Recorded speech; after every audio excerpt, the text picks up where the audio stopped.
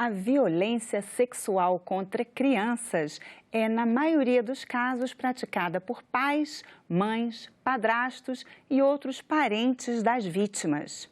Este é um dos motivos que tornam este tema tão difícil de ser tratado, abafado pelo silêncio das vítimas, que às vezes nem compreendem o que está acontecendo, e das famílias, que também não sabem lidar com a situação. No Cidadania de hoje, nós recebemos Maurício Cunha, secretário nacional dos Direitos da Criança e do Adolescente do Ministério dos Direitos Humanos, para conversar sobre como é possível combater a violência sexual infantil. Olá, Maurício, seja bem-vindo. Muito obrigada por vir aqui participar do Cidadania.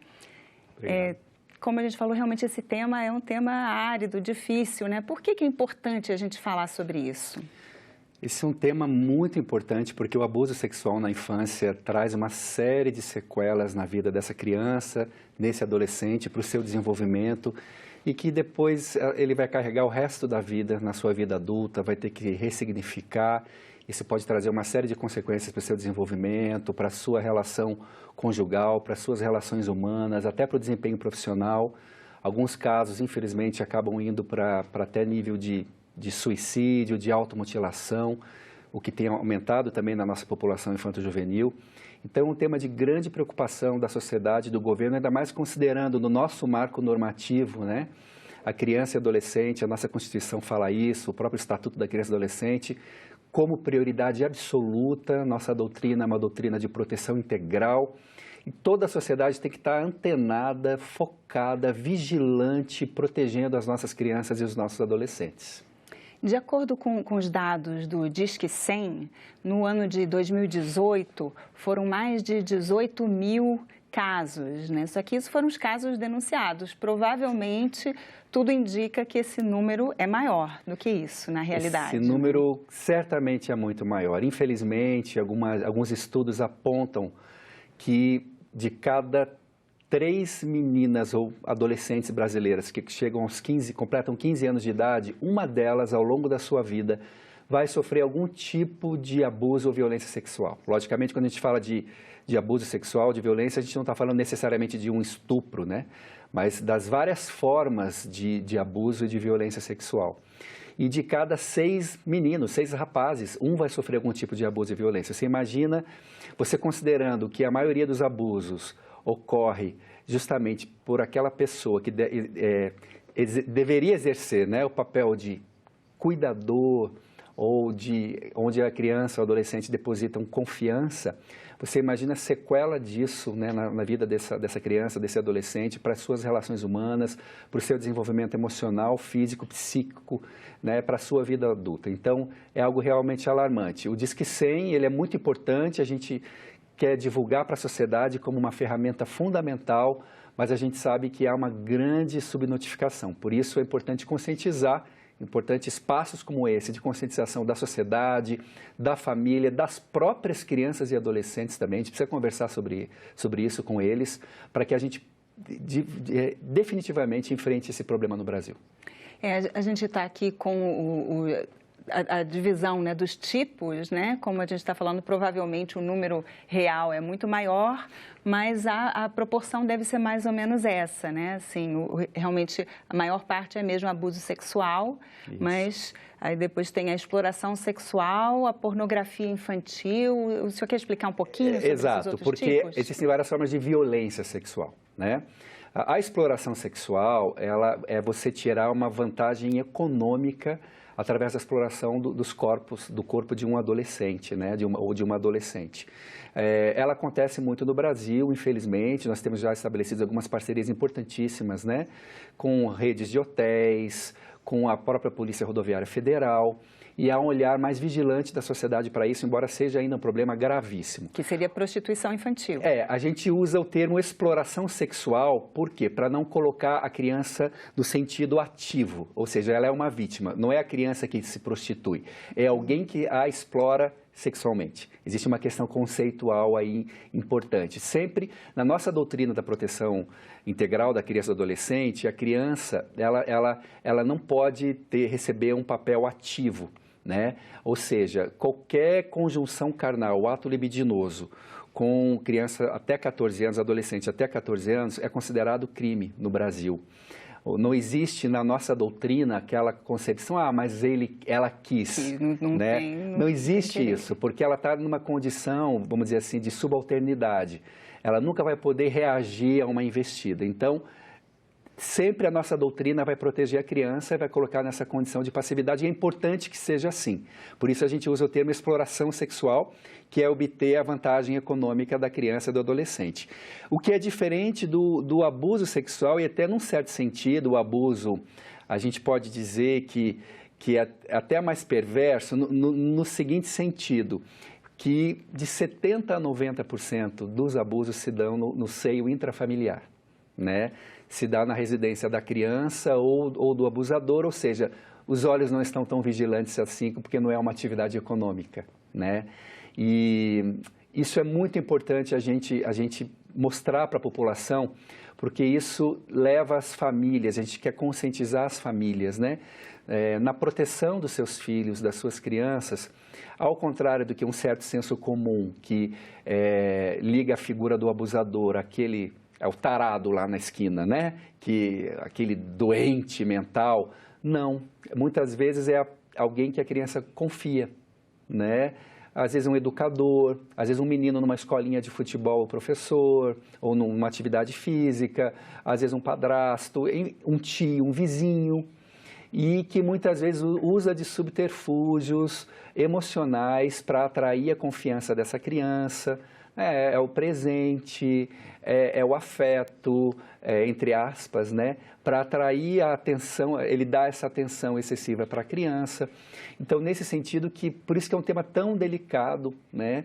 Porque, como eu falei, a grande maioria dos casos vai se dar no próprio seio intrafamiliar, o que o torna talvez ainda mais perverso, porque, como nós falamos, seria alguém que a criança confia, né?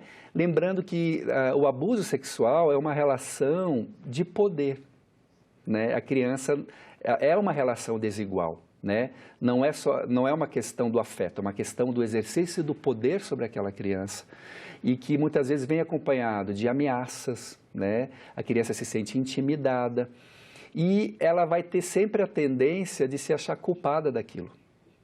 Então, isso vai ter alguma coisa errada comigo, né? A criança vai pensar. E isso vai refletir numa série de comportamentos que podem ser também, que os adultos devem prestar atenção, porque pode ser a maneira da criança explicar e falar. Ela não vai expressar verbalmente, muitas vezes, o que aconteceu com ela, mas ela vai expressar na forma de certos comportamentos. Agora, e a pornografia infantil? É uma coisa que já existe, mas atualmente com a expansão da internet, isso aumentou. Muitíssimo, é algo que tem nos assustado, nos preocupado muito. A última estatística que nós conseguimos levantar apontam para 17 mil sites no Brasil, né, de pedofilia na Deep Web. Há um mercado de comercialização de fotos de abuso de crianças, até de bebês, nós temos conhecimento. Fotos, imagens que são comercializadas a preços altos. Pessoas que vendem isso, que não necessariamente são os abusadores, mas que comercializam essas imagens. Então, é algo que é um absurdo, é algo que nós temos que combater veementemente, né? E lembrar também que expor uma criança a conteúdo pornográfico também é uma forma de abuso e de violência sexual. Não apenas uma conjunção carnal ou um estupro, né? Mas você assistir um filme pornográfico com uma criança é considerado uma forma de abuso e violência também pelo nosso marco legal. E quais são os riscos da internet? Como seria assim, um bom comportamento? Como cuidar das crianças na internet? Olha, nós estamos justamente tratando disso, do marco normativo. O governo está para instituir a Autoridade Legal de Proteção de Dados. O Brasil está entrando agora, ele não era signatário, mas ele está entrando numa grande coalizão internacional de combate ao abuso e à exploração sexual de crianças e adolescentes pela internet. Hoje, o que nós podemos dizer, eu sei que é uma receita muito difícil da gente falar, né? Mas que os pais, os responsáveis, sejam vigilantes naquilo que o seu filho navega na internet, que não permitam que seus filhos ou vocês mesmos, de repente, tenham esse hábito de mentir, né, nas redes sociais, aumentando a idade do seu filho, que eles não podem navegar, ter as redes sociais com menos de 13 anos. Muitos pais mesmo e os próprios adolescentes mentem a idade para poder ter acesso, né? E é o monitoramento. Isso é perigoso, né? Muito perigoso. A gente tem muitos casos, né, de assédio, de cyberbullying, de violência contra crianças e adolescentes no ambiente virtual, não só no ambiente físico. Então, requer a vigilância de todos. E estar atento, né, ao comportamento do seu filho, né? Ou das crianças. Você que é um educador, né, às vezes um aluno, você que é um profissional de saúde, tanto na questão dos sinais físicos, né, hematomas enfim, ferimentos e qualquer coisa que possa levar para a suspeita de um abuso, de uma violência sexual, mas também questões comportamentais, né, mudanças repentinas de comportamento, introspecção excessiva de repente, né, o isolamento, a criança em silêncio, automutilação, enfim, comportamentos que chamem a sua atenção podem ser expressões da criança, dela estar comunicando aquele tipo de violação, de violência que ela tem sofrido. Agora, isso é no caso, assim, de já ter uma aproximação física mesmo, né? Mas como o senhor destacou, assim, pela própria internet também é possível de acontecer uma violência, né? Assim, essa é uma exposição de imagens, não necessariamente precisa ter ou precisa ter essa aproximação física. Não necessariamente, você pode, a violência sexual ele não é só a conjunção carnal. Ato libidinoso, ou expor a criança a esse tipo de conteúdo, é uma violência para a formação psíquica dessa criança, né? Para o seu pleno desenvolvimento. Então, você expor essas imagens para crianças é crime, é considerado um ato de violência, né? Então, às vezes a criança está ali dentro de casa e está sendo abusada. Está tendo acesso a esse tipo de imagem. Compartilhar também imagens de crianças sendo de alguma maneira abusadas, né, também é crime. Isso não pode acontecer.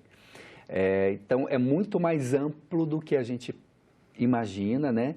E nesse sentido, a legislação brasileira já é firme dentro disso que eu falei, né, da doutrina da proteção integral. Inclusive, qualquer conjunção carnal, ato libidinoso contra menor de 14 anos no Brasil é crime de reclusão, né, de prisão. E é importante mesmo que o marco legal seja contundente. Ainda existe uma certa cultura, inclusive temos casos de jurisprudência, claro que são exceções, felizmente, né? Mas, por exemplo, de abusadores que foram absolvidos por ter relação com uma menina de 12 anos, por exemplo, e a alegação foi que ela não era mais virgem. Ou seja, como se ela soubesse o que ela estava fazendo. Não existe isso no marco normativo brasileiro. A criança está sempre na posição de proteção, e é preciso que toda a sociedade, que a gente faça um pacto pelas nossas crianças e adolescentes, que toda a sociedade não vai funcionar, não é o Disque 100 só que vai resolver um problema, né? Não é o aparato repressivo, claro que eles têm o seu papel, mas é a vigilância social, é o controle social, a vigilância de toda a sociedade. Qualquer sinal de violação de direito, de abuso, deve ser dada atenção e deve ser denunciado. E nós temos os canais, né? Disque 100, a própria 190, Polícia Rodoviária Federal, em caso de pontos de exploração sexual, que temos ainda muitos no Brasil, infelizmente, né? Enfim, Conselho Tutelar, a própria polícia. Lembrando que, né, e desmistificando aí também algumas questões, né? A criança, ao contrário do que se pensa às vezes no senso comum, ela muito raramente, ela não vai inventar a história, né? Às vezes tem aquela noção, né? Tá imaginando, a criança está inventando essa história, isso é coisa da cabeça dela. Uma criança não vai inventar. Quando a criança traz algum sinal ou alguma fala nesse sentido, qualquer possibilidade de abuso, é necessário, é fundamental dar atenção à criança. E retomando um pouco o que o senhor já tinha falado antes, né, que tem um certo mito, que é o vendedor de balinha na porta do colégio, uma pessoa, né, que se sair de noite num beco escuro, mas não são essas pessoas que, estatisticamente, quem praticam o abuso, né? São pessoas conhecidas, próximas da família. Isso, as estatísticas variam um pouco, mas nós estimamos que de 70% a 90% dos abusos estão ou no seio intrafamiliar ou são feitos por pessoas que têm essa posição de autoridade e que a criança confia, seja um cuidador, seja um vizinho, seja um padrasto, seja um tio, enfim. Então, por isso, mais que nunca, o olhar vigilante da família. Primeiro, a gente precisa, eu diria que a gente pode prevenir isso em 3 níveis, né? Sendo um problema assim tão delicado e tão complexo. Primeiro, as próprias crianças e adolescentes. Eles precisam ser instruídos, já existem muitos trabalhos sobre isso, muitas metodologias, muitas escolas já fazem isso. A criança precisa discernir entre o carinho bom e o carinho ruim. Que partes do corpo que não podem ser tocadas, que parte do meu corpo que só papai e mamãe podem ver, por exemplo. A criança mesmo precisa ser instruída sobre isso, né? E o adolescente. A gente precisa falar sobre isso. Criar espaços de diálogo com essa criança de confiança, né? Essa criança precisa se sentir segura. Se ela vir trazendo alguma questão, ter uma reação de acolhimento e nunca de susto ou de culpabilização. Infelizmente, temos muitos casos onde a família muitas vezes revitimiza essa criança, ou é uma companheira que depende economicamente de um companheiro e ela vai culpabilizar essa criança, né? E não pode ter nada mais perverso do que isso, essa criança ser revitimizada. Então, num nível, você trabalhar com a própria criança e com o adolescente. Num segundo nível, você trabalhar com as famílias nesse sentido de vigilância e de, infelizmente, ninguém está fora de suspeita. É lógico que a gente não quer gerar uma paranoia social, né? Aqui não é isso, mas vale tudo para proteger as nossas crianças. O fato é esse, elas são prioridades. Então, nunca deixe com alguém, esteja vigilante, né? Ninguém está totalmente acima de uma suspeita. Inclusive, está aumentando muitos casos de abusos perpetrados por mulheres também. Temos casos, por exemplo, de mulheres cuidadoras que fazem o abuso, efetuam esse abuso e que filmam isso e comercializam essas imagens, né? Então, infelizmente, parece que o nível de perversidade está aumentando, cada vez é menor a idade das vítimas. Nós temos casos de bebês, muitos casos de bebês sendo abusados com imagens na internet, enfim, né? E no terceiro nível, então, a criança e adolescente, para a gente prevenir, as famílias, né? E no terceiro nível, aí, a nossa rede de educadores e profissionais de saúde, né? Que eles tenham acesso privilegiado a essa criança, que a escola pode ser um espaço, né, de acolhida, de escuta, professores sensíveis que observem mudanças de comportamento. Às vezes as crianças repentinamente têm uma perda da capacidade de aprendizagem, ou piora na aprendizagem, isso pode estar revelando algum problema, introspecção excessiva, dificuldade de se relacionar, às vezes uma sexualização excessiva precoce, criança que vai falar muito sobre esse tema, que não é um assunto de criança, né? Ou que às vezes brincar com os bonecos, né? Em situações sexuais. Exatamente. A gente tem desenhos de crianças que foram abusadas, né? Aí, lógico, ninguém aqui tem que ser, nem todos são psicólogos, né? Mas tem coisas que são óbvias. O desenho de uma criança de 8, de 9 anos, que destaca órgãos sexuais masculinos, por exemplo, de uma maneira excessiva, não natural, mostram alguma coisa, né? Então, são sinais que o educador... E também, logicamente, os profissionais de saúde, né? Os médicos, a gente está numa conversa agora com a sociedade, começando uma conversa com a Sociedade Brasileira de Pediatria, com o Conselho Federal de Medicina. A gente quer dar aos médicos do Brasil um acesso privilegiado aos canais de denúncia, né? Como profissionais que têm esse acesso, né? Às crianças e adolescentes. Tudo isso pode trazer esse olhar vigilante, mais vigilante da sociedade. Se toda a sociedade não se engajar nisso, a gente não vai conseguir avançar muito. E crianças que são expostas a situações sexuais, às vezes a família não tem esse cuidado, às vezes mora num lugar muito pequeno, assim, presencia os pais tendo relações, os irmãos mais velhos, isso também... É uma forma de abuso e violência, de violação de direito, né? Aí a gente vem para o problema da própria desigualdade social e da pobreza, não que a pobreza em si leve a isso de forma alguma, né? Mas às vezes por essas características, né?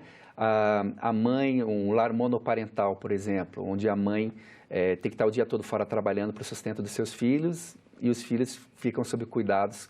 Que cuidados, né? Toda essa situação, por isso que é uma situação realmente complexa, que vulnerabiliza a criança. Temos casos de crianças, por exemplo, em casas de acolhimento institucional, né, que foram submetidas a esse tipo de violação e de violência.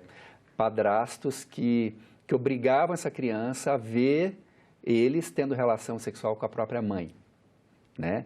Então, é um abuso gravíssimo, né, dessa criança. Ela não tem condição nenhuma disso, não tem o preparo psíquico, emocional para isso e certamente ela vai trazer sequelas para o resto da vida. Então, são casos em que o Conselho Tutelar até colocou numa situação de acolhimento institucional, até por outras violações também.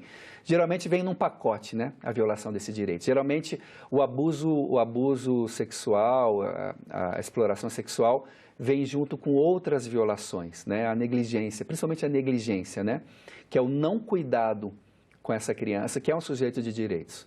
Então, por isso a importância de todos aquilo que a gente chama, né, na proteção da infância, de todo o sistema de garantia de direitos, né? É a escola, é o posto de saúde, é o CRAS e o CREAS na política da assistência social, são as polícias, a família, a gente precisa muito das ONGs, das ONGs que fazem trabalho com crianças, existem milhares no Brasil, as igrejas, né, como esses espaços também de acolhimento e de escuta.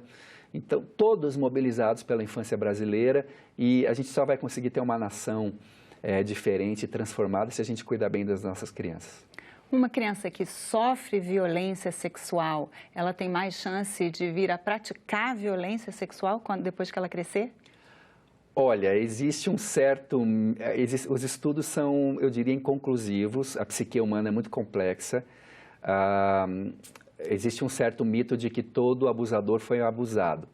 Não é bem assim, alguns estudos vão dizer que em torno de 50%, 55% de abusadores foram abusados, outros estudos vão dizer que mais. Na verdade, existe uma carência muito grande de aprofundamento sobre essa questão, tá? O fato é que sim, alguém que foi abusado pode reproduzir isso depois e a gente vai gerando aí uma cadeia, né, de violência e de violações. Uma coisa muito importante para a gente esclarecer também é que a gente não pode tratar o abuso sexual, o abusador, como um doente nesse sentido, porque seria, de certa forma, uma maneira de inimputá-lo daquele ato, né? Se ele é um doente, né? Se eu tenho uma doença, eu sou vítima daquilo, né? Então, na nossa doutrina legal, ele não é vítima. Ele comete um ato de violência que ele poderia, sim, né, ter evitado. Tá? Ele é senhor do seu comportamento. Então, é uma pergunta importante essa, porque a gente tem que ter esse cuidado, né? Ele pode até ter sido vítima, mas ele, como adulto e como responsável pelos seus atos, ele precisa haver a culpabilidade daquele ato, porque ele está numa relação desigual com uma criança e adolescente. Infelizmente, nosso tempo está chegando ao fim, mas relembra rapidamente os canais de denúncia, por favor.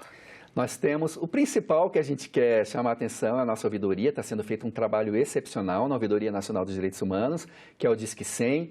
É totalmente gratuito, sigiloso, é um canal que toda a sociedade brasileira pode usar e que melhorou muito os seus serviços nos últimos meses, mas também é próprio Conselho Tutelar da sua cidade, você pode acionar 190, Polícia Rodoviária Federal no caso de exploração numa estrada, numa rodovia brasileira, né? E o aplicativo Proteja Brasil também você pode fazer essa denúncia. E nós estamos trabalhando para desenvolver outros aplicativos que sejam universais, que qualquer um pode baixar no seu celular e que pode fazer a denúncia.